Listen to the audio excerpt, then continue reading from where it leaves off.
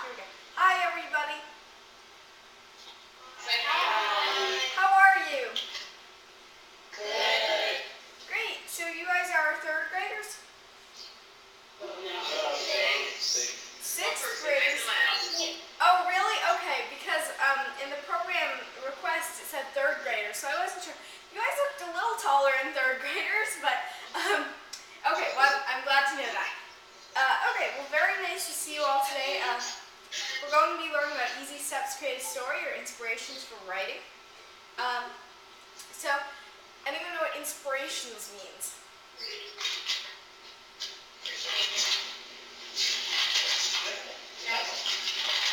As in, like, if someone motivates you and encourages you to do something. Very good. So if you inspire somebody, then you might encourage them, you might give them an idea. So inspirations for writing are kind of the places that we get our ideas for writing. Very good. So, you might be wondering why a 12-year-old is teaching you today about inspirations for writing. My name is Adora, and at the age of 7, I published my first book, Flying Fingers, Mastering the Tools of Learning Through the Joy of Writing. More recently, I published a second book called Dancing Fingers, which is a book of poetry that I co-authored with my older sister, Adriana. So I really love to write, and obviously as a writer, one of the most important things to keep track of are your inspirations for writing, the ideas that you get. So starting out, my first tip would be to observe. Can anyone tell me what observe means?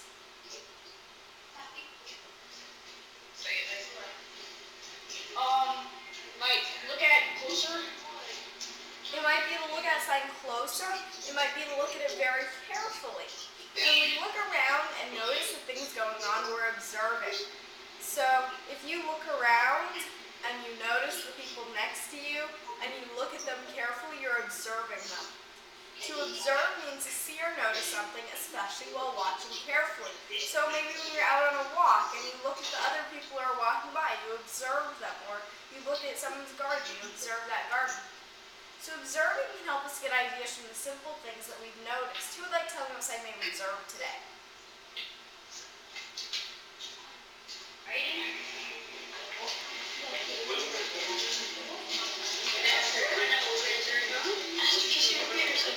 Would anyone like to tell me what I may have observed today? Go ahead, say nice and loud. Writing. Writing? So you observed writing? Very good. Anyone else? What did you observe when you woke up this morning?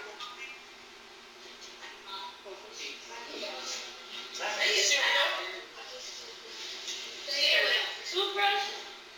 You notice your toothbrush, yeah. You might observe your toothbrush. So there are lots of things you can observe, very simple things, from when you wake up in the morning to when you walk down the street that can turn into stories.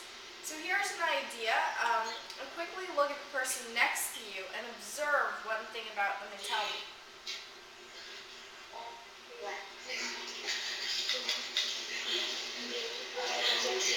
Long hair. Big nose.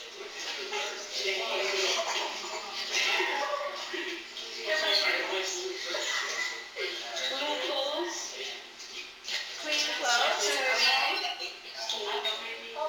So you might notice things like Long hair. long hair. Okay, very good. Black shoes. Black shoes. Earrings. Big brown eyes. Earrings. Okay. Bracelets.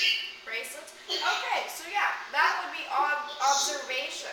So when you observe things, or people, like the people sitting next to you, then you are able to even get ideas for stories.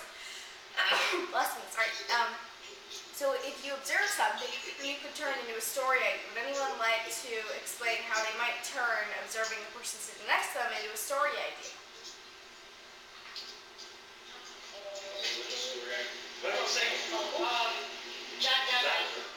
Jot down ideas. You might jot down your observations. You can do that. You have some pieces of paper there. You might want to jot down what you saw. And then you can think, maybe this person could be a character in a story.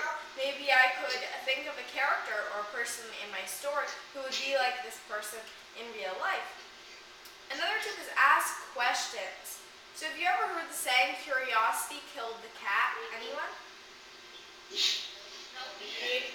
I see some raised hands.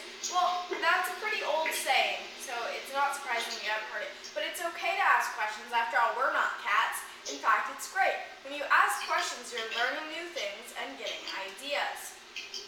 So here are some what-if questions you might ask. What if dinosaurs came back to life? Or scientists invented a giant tomato? Or dogs could talk? So let's come up with our own what-if question to think of some ideas for possible stories. So our own what-if question.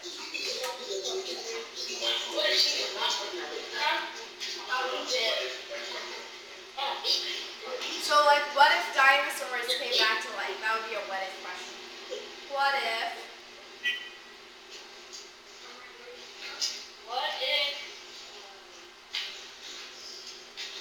What if school was canceled for the rest of the year?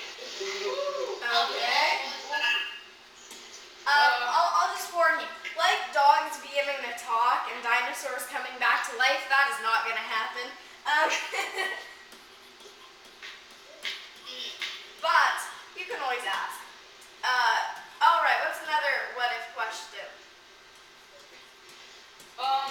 What if zombies were real? Okay. What if zombies were real? So maybe scary things being real. What else?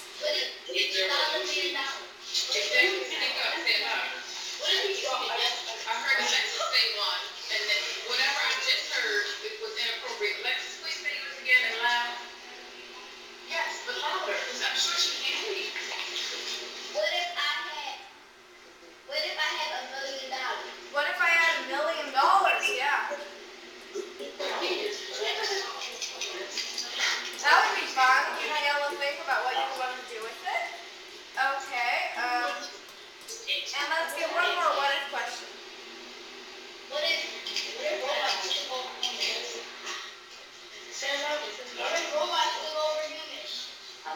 What if robots could do what? Take over humans. Take over humans. Take Over over. humans. Take over. Oh, take over humans. Oh, okay. Humans. Yep. Okay.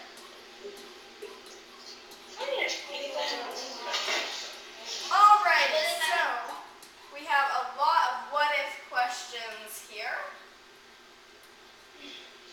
What if school is canceled for the rest of the year? What if zombies are real? What if I had $1 million? What if robots could take over humans? So a lot of these are fairly scary. I think $1 million is the only one that you would actually be, or maybe school canceled. But yeah, so what-if questions are really interesting to ask and come with ideas for stories from them.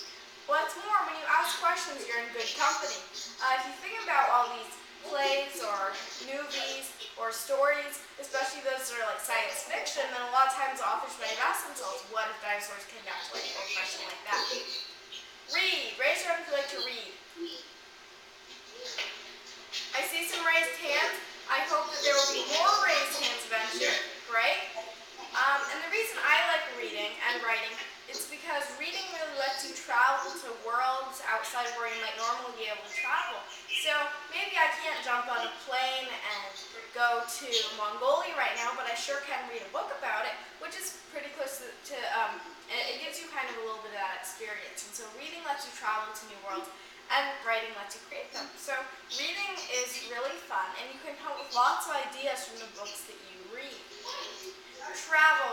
Raise your hand if you went anywhere for summer vacation. I see a lot of raised hands, or a fair amount. Okay, so for those of you who are lucky enough to go somewhere during summer vacation, myself among them, then who would like to tell me about where you went? Six Flags. To Six Flags, okay. So you went to the amusement park. Let's just have it one at a time.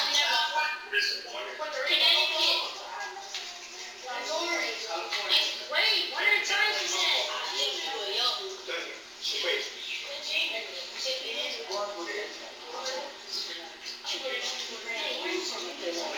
Virginia. Connecticut. Connecticut. Oh, cool. So what do you do in Connecticut? This is my family. You visit your family. Great. So now, who would like to tell me about a time your vacation did not go as planned? So maybe when you got lost or when something didn't go end up as planned.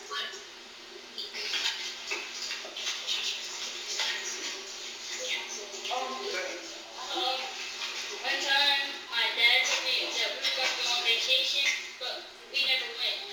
Oh, okay. So yeah, that might happen. So Dad saying you'd go on vacation, but not going. Okay, what else?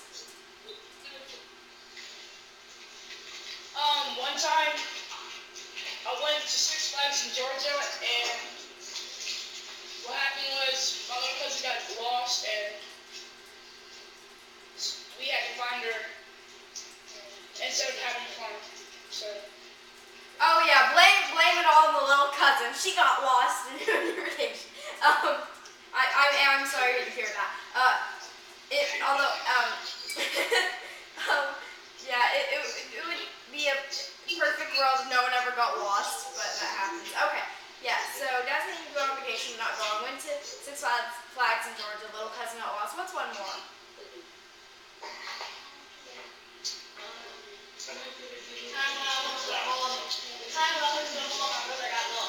Okay, brother getting lost at the mall, really?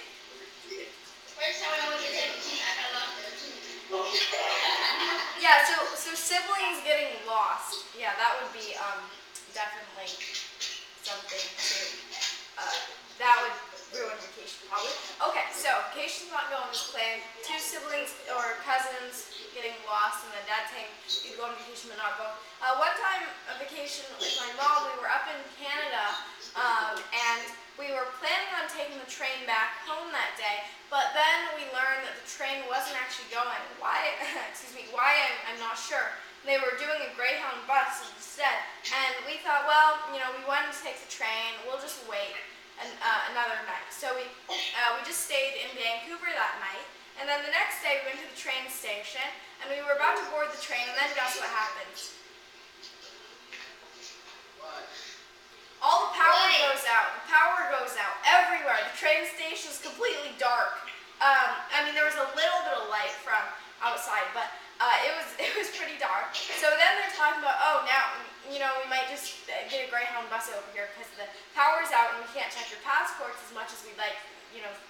Customs when you're going between the U.S. and Canada. So anyway, we ended up finally getting on the train, and then they just stopped the train in Washington, where I live, and then they checked everybody. So kind of interesting, but definitely there are times where your vacation hits bumps along the road. Watch. Now this one might. Here's a riddle actually. What is on TV, in newspapers, and on the radio? Any guesses? Football players and hot dog. Football players, good guess, but not answered looking for here.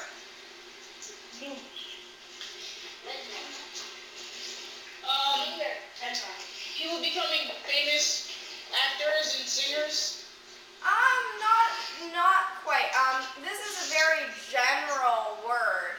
It might include people becoming famous, but it might also include things like a plane crashing or what's happening locally. It's a big. The news, exactly. The thing that I'm looking for here is the news. It's on newspapers, of course, it's on TV, and it's on the radio. So the news is pretty much everywhere. I love watching the news. Every day I watch 3 different news channels on TV. I switch between them. I know that sounds crazy. Listen to news radio in the kitchen and watch news online on my computer. You can kind of call me a news junkie. When I use inspirations from watching the news, I get ideas from doing something that I love. So when you watch the news, you think, I wonder how I could turn that into writing. Sometimes you might add it into a nonfiction piece. So for instance, I was writing a research paper for school. It was actually really interesting. And I know it sounds weird, research paper being interesting, but I was writing mine about the geological effects of earthquakes, mass wasting, liquefaction, and tsunamis. And it was kind of coincidental. I started off my research paper by talking a little bit about the earthquake in Haiti, And then the earthquake in Chile comes along, so I add that. And then the earthquake in Mexico comes along, so I add that. And then the earthquake in China comes along, and so I add that. So my introduction now has like all these different earthquakes I'm talking about. So you can use the news both in writing like poetry and stories, but also when you're writing essays and articles. So what sightings have been on the news recently in your area? People getting killed. Yeah, my mom, we were watching local news, and it's all about these people getting killed pretty much, and then also coffee houses, money getting stolen, banks being robbed. That's kind of local news sometimes. It's since the national news covers often the good news and some of the bad news as well, but local news often does some of that. What is some good news anyone has heard? The economy and stuff like that. The economy, yeah, it's kind of recovering, or it's recovered. That's what they say. That it's heading upward, so that's good. Anything else? Donovan McNabb getting traded. Yeah,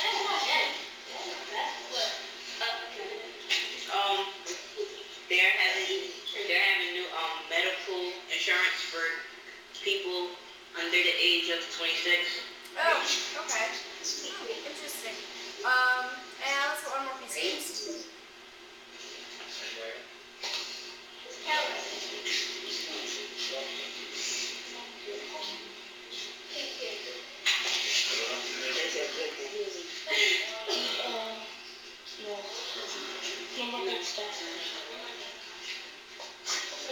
That's going to be sunny outside. Okay, that's going to be sunny outside. Yeah, the weather. Okay, so what you see on the news, you can turn that into a story maybe. You can turn it into a poem, an article, an essay.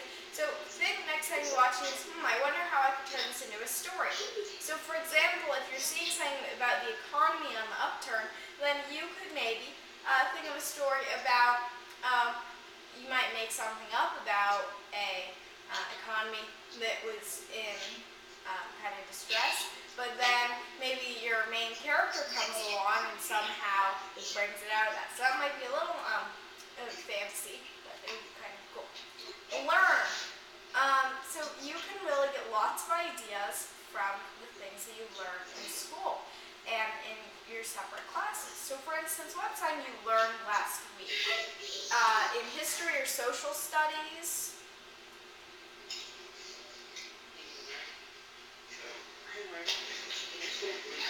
Liquid, solid, gas. Science. Oh, for science you learned about liquid, solids, and gases? Okay, great. What about social studies? Wait, that's history. History, yeah. Okay. Ancient Greece. I'm sorry? Ancient Greece. Oh, ancient Like Greece. Sparta. Okay, perfect. Yeah, that's actually one of my favorite time periods to learn about. It's really interesting learning about like Athens, Sparta, math.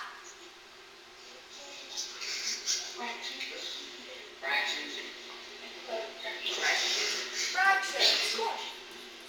Alrighty, so we have kind of this list of some of the things we've been learning about recently, but how do you think we could turn ancient Greece into a story?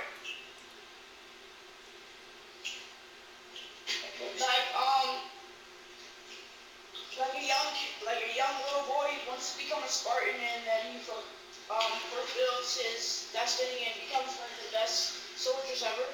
Okay, so maybe a story about Sparta, that might be interesting. And you could talk about some of the challenges, because it was really hard. Being a Spartan, you would be sent off to military training when you were like really little. I think it was 7 or something even. And so you'd have to go through a lot. And so that might be interesting to write about. What about liquids, solids, and gases? Liquid, solid, and gases. Some of them can become physical changes.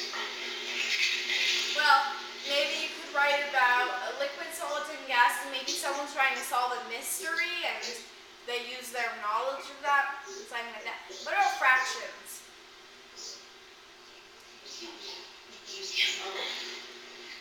Adding, subtracting, fractions.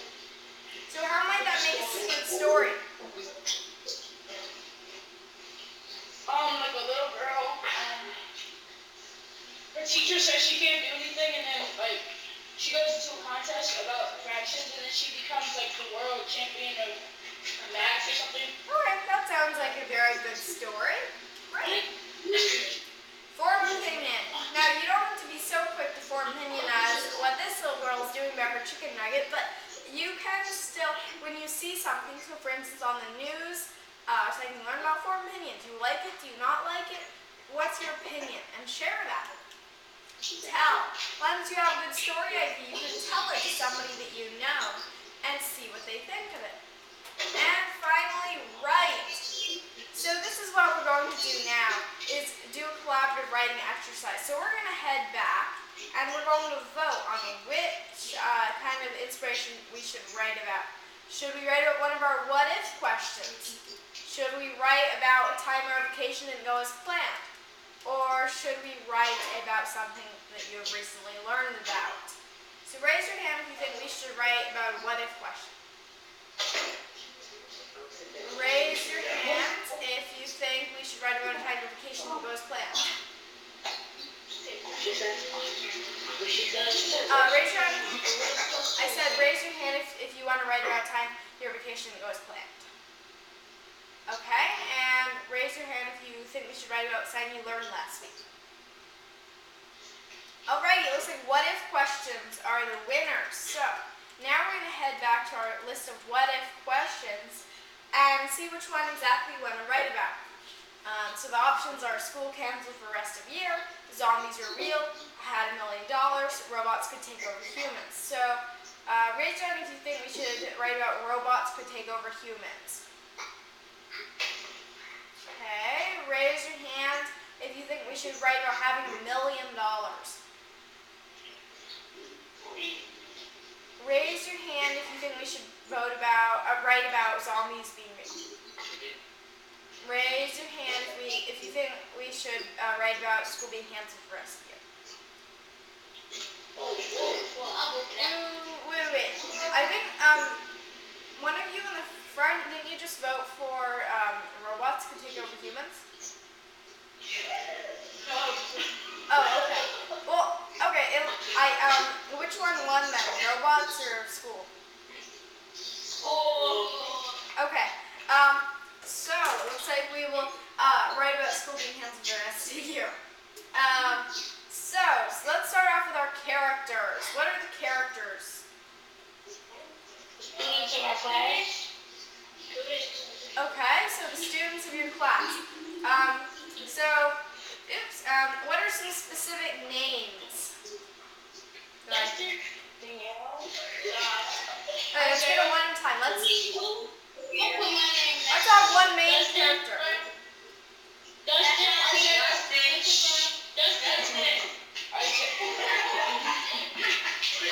Joshua. So then, let's see. Who is Dustin's friend in this story? Josh. They best friends. And then Brothers. finally, they're brothers. Okay. Let's get one person to be whoever's against school being canceled for the rest of the year. Let's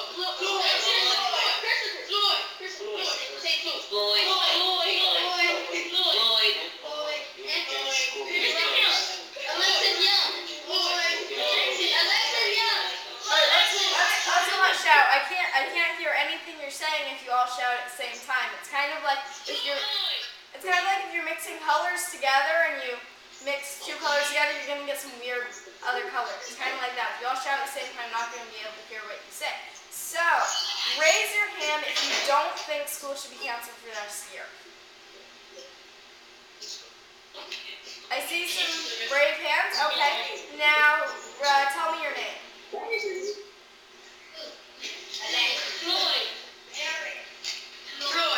Okay. So then our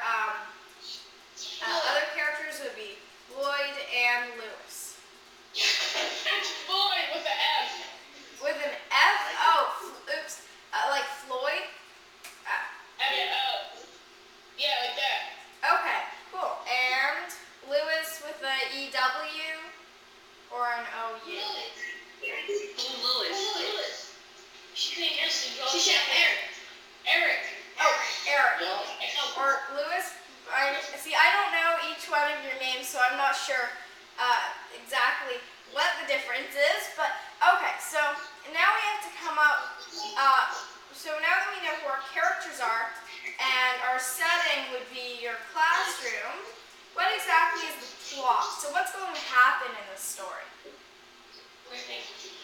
We're going to act that. Big tornadoes. Where, first, so there's going to be a big tornado or hurricane. What state are you guys in? New Jersey. What are the chances that New Jersey is going to be hit by a tornado? 0. 1 out of 5 out of 1,000. 0. 1 out of 51. So maybe, 5 out of 1,000. have you guys ever had a hurricane before? No. No. The state of New Jersey has never had a hurricane? No. We've had bad snowstorms though. Bad snowstorms. Okay, that might be sounding a little realistic. See, if we put a tornado right in the middle of New Jersey, I don't know how realistic that would be. So why don't we do a snowstorm? A snowstorm hits, and how high should the snow be? 37 inches.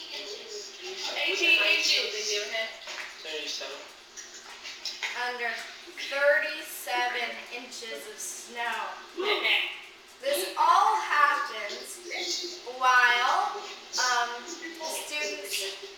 Okay, this all happens. Okay, maybe this happens before students are about to leave class.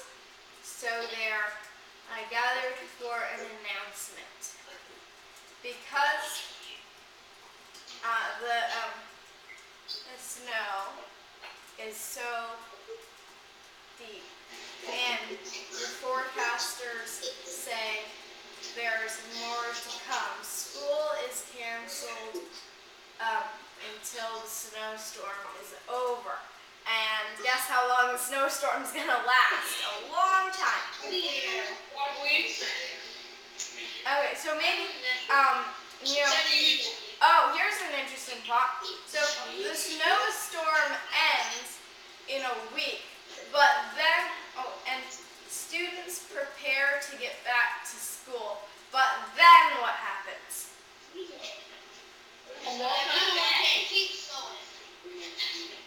Another snowstorm happens. Another one you double. Okay, maybe, but then, okay, sure, another one. Alright, so let's start writing now. So the people who are all for school being canceled are Dustin and Josh, and the people who are a little disappointed would be Floyd and Lewis. Okay, so, and since I don't know you that well, be sure to correct me if I get any of your names wrong or something like that. Okay. It was a normal Friday morning. Everyone was looking forward to the weekend, and so there was a rush to the exit when school let out. Then everyone gasped collectively. For in front of the school building and on the roof was 37 inches of pure, of heavy. What kind of snow should it be? Should it be like powdery? Should it be the thick kind of icy type? Thick icy. Okay, a thick icy snow.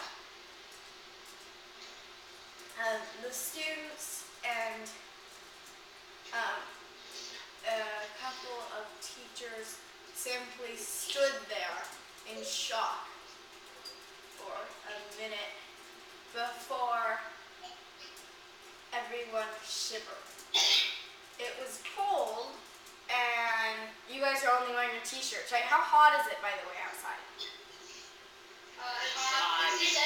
Like 70, 70 the high, 70 the highest. It's supposed to be raining. It had suddenly grown cold, and that morning the temperature had been in the 60s.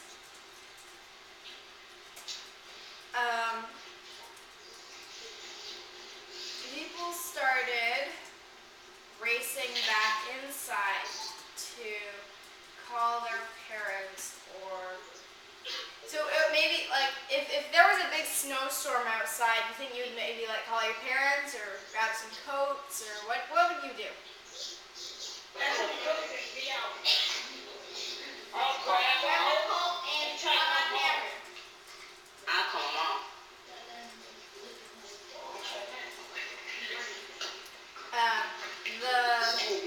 Let's see. So the school building, or the school, suddenly felt warm and toasty. Since you've just been outside in the cold, and then you come back inside and it's all warm. And let's see. So then, over the loud hubbub of discussion,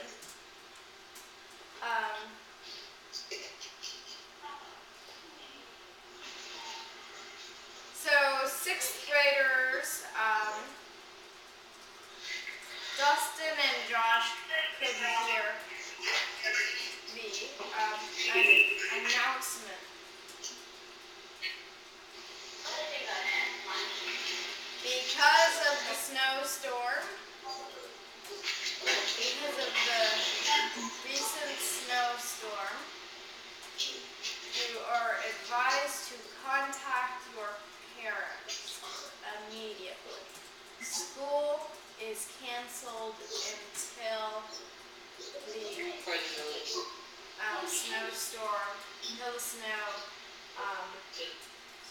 is over. Have a good weekend. Okay, there we go. So this is the announcement. And then if you heard this announcement, Dustin or Josh, what do you think you would do? Yay!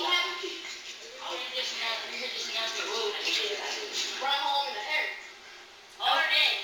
Do you think you'd be able to run through 37 inches of snow? Yes, no. I don't know, it'd be like not a little bit. I'm not sure how you push through that. 37 inches is pretty tall. Okay, so have a good weekend. Dustin and Josh immediately began looping and running around in crazy circles. All right, I just added that for fun.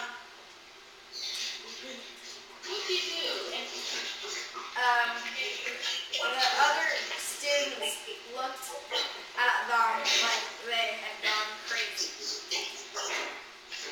Or maybe, okay, actually, Lloyd and Lewis looked at them like they had gone crazy.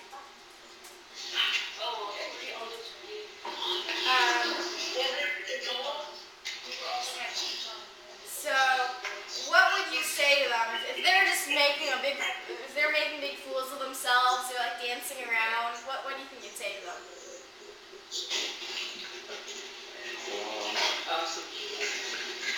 Calm it down. Okay, calm down. It's not like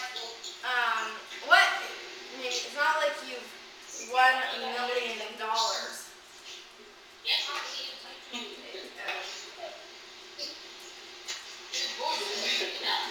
Okay. Dustin and Josh, and what would you say back? Who you talking to?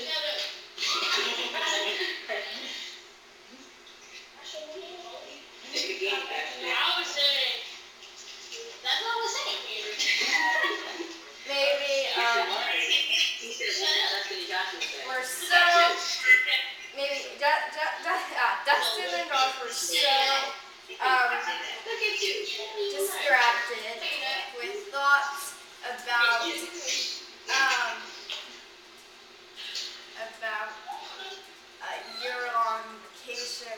that they didn't even hear what Floyd said. Floyd and Lewis shook their heads and walked away, leaving Dustin and Josh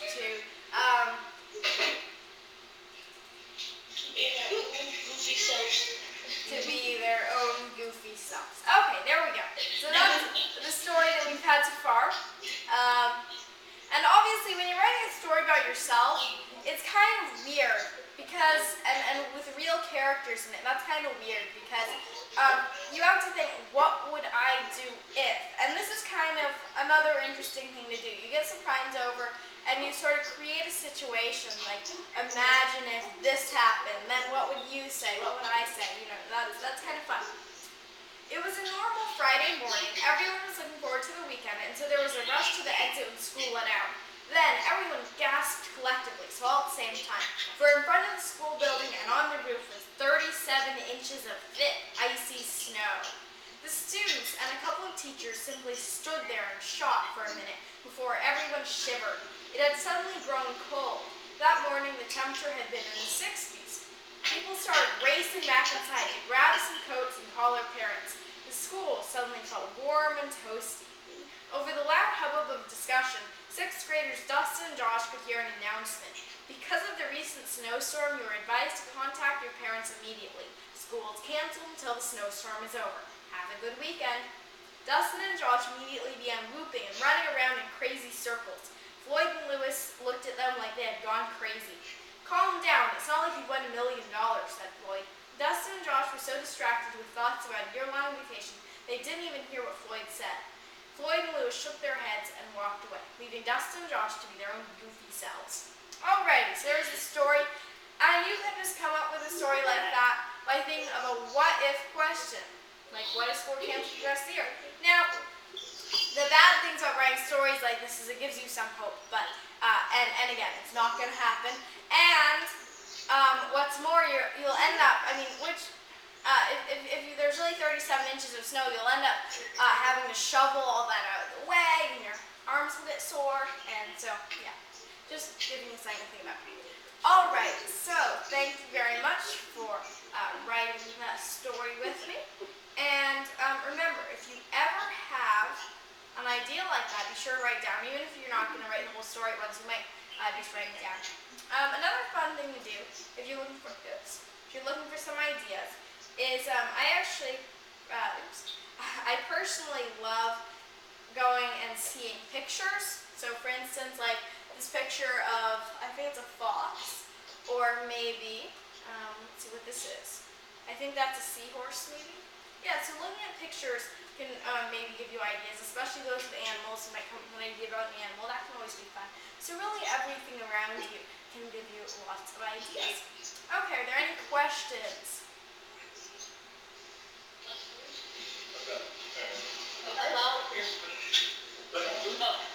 How many books have you published? How many books have I published? So far, I have published 2 books, Flying Fingers and Dancing Fingers. Flying Fingers is my first book. I published it at the age of 7. It contains 9 of my stories as well as tips for writing. My second book, Dancing Fingers, is a book of poetry that I co-authored with my older sister, Adriana, and it contains our poems as well as tips on writing poetry.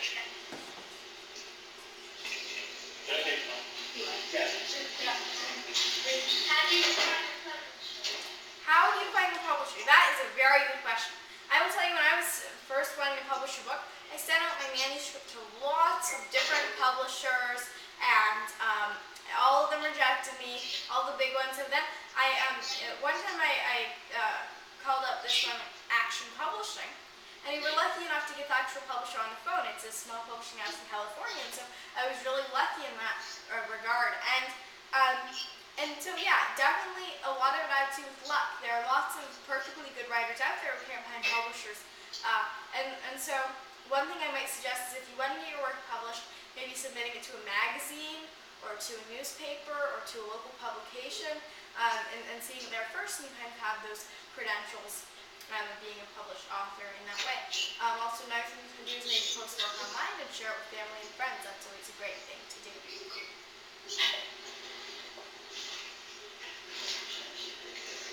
What made you want to start publishing books or writing books? What made me want to start publishing and writing books? I would say a lot of it was that I had written at a very early age. I started writing when I was 4 years old.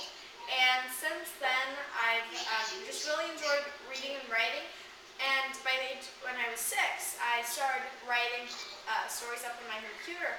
And I thought, I have all these stories I really love to write. Maybe I should try to get some of them published and see if I can get them out to a wider audience. And so I contacted publishers and I rejected a lot, and then I finally got one. So a lot of it was I had a lot of fun writing. Are your books in New Jersey? Are my books in New Jersey? If you want to get my books, you can always go to my website. It's adorasvitak.com, so you spell that ADORASVITAK.com.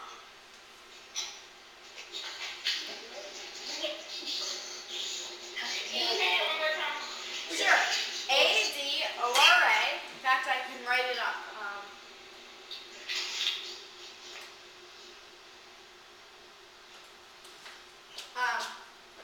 ADORASVITAK.com.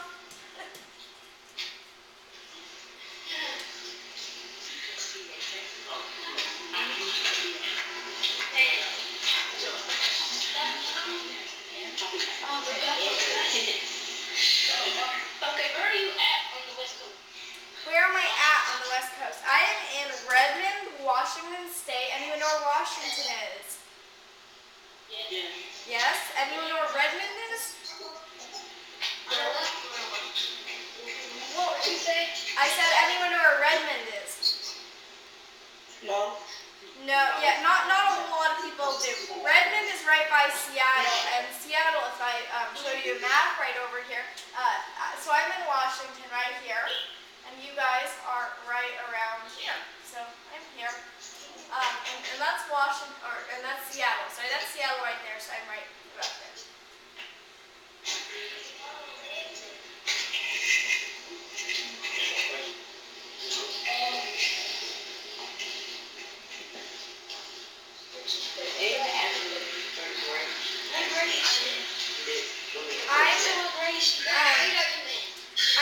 I'm in 8th grade, but I skipped a grade, and I'm also taking some high school classes.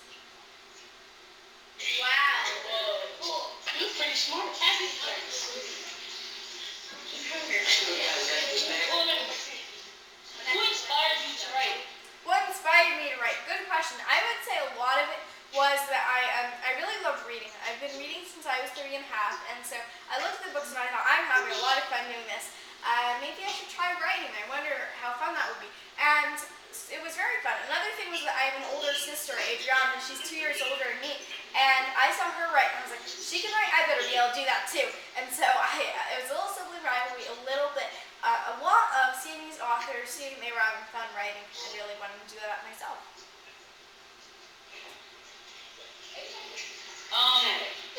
In your spare time, other than writing, what would you regularly do?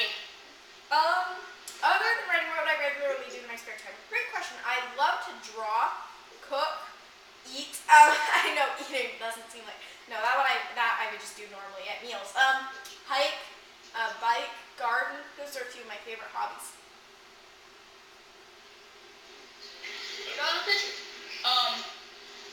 Other than considering writing, would you ever think of becoming an artist? Would I ever think of becoming an artist? No, I don't draw that well. I draw okay, but not well enough that I would. You know that you're a real artist when you would actually pay money to buy your own work, and I would definitely not pay money to buy my own work. And so I would not consider that unless I get exponentially better at drawing in the near future. But if you're good at drawing, I really advise you to go into it. It's fun. Writing, I would really love to be able to draw better and maybe illustrate my own stories, but my drawing drawing isn't quite at that level yet. The careers I'm considering actually are writing, teaching, and journalism. Draw a picture. Do you know any other authors or illustrators? Do I know any other authors or illustrators? Yes, I do. I've met a couple. When I was at the Wisconsin State Reading Association in Wisconsin, I got to meet Lois Lowry. She wrote several famous books that won Newbery Awards. I also got to meet Shannon Hale, National Educational Computing Conference, and her name escapes me, but she wrote the Underland series and also the Hunger Games, so I met the author of those. So yeah, I've met a few other authors.